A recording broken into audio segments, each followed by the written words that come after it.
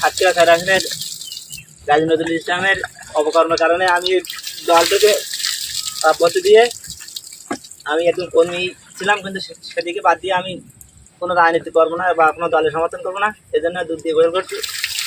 সবাইকে ধন্যবাদ।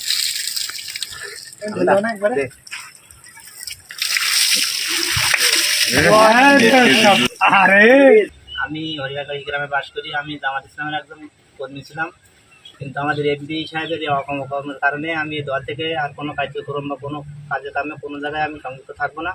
আজ থেকে আমি রাজনীতি থেকে অব্যাহতি দিয়ে আমি দুধ দিয়ে গোসল করছি। আমি কোনো রাজনীতি আমার জীবন দশার কোনো রাজনীতি করবো। সবাইকে ধন্যবাদ।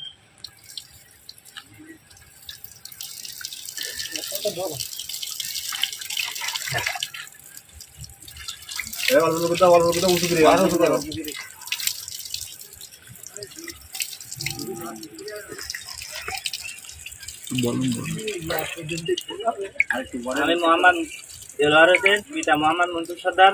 আমি হরিণা গ্রামে বাস করি। আমি বাংলাদেশ জামাত ইসলামের একজন কর্মী ছিলাম, কিন্তু আমার এমপি সাহেবের অপকর্মের কারণে আমার ভালো না লাগায় আমি আমার এই জামাত ইসলাম থেকে পদত্যাগ করে আমার জীবন দশায় কোনো রাজনীতি করবো না। জামাত ইসলাম দল বলে কোনো দলকে আমি ভালোবাসি না বা দল পার্টি করবো। এই জন্য আমি দুধ দিয়ে গোসল করছি। সবাইকে ধন্যবাদ। সাতক্ষীরা 4-এর এমপি নজরুল ইসলাম সাহেব এমপি ছিলেন, তিনি যে অপকর্ম করেছেন তার জন্য আমরা খুব মর্মাহত। এজন্য তাকে আমরা এলাকা থেকে সবাই মিলে বলতে চাচ্ছি তিনি পদত্যাগ করুন। মোহাম্মদ দেলোয়ার হোসেন, সে আজকে যে দুধ দিয়ে সে গোসল করার পরে যে দল ত্যাগ করেছে, তার কারণ হচ্ছে আমরা জানি সে দীর্ঘদিন ধরে জামাতের রাজনীতির সাথে সক্রিয় মাঠে কাজ করে এবং সে একটা জামাতের কর্মী।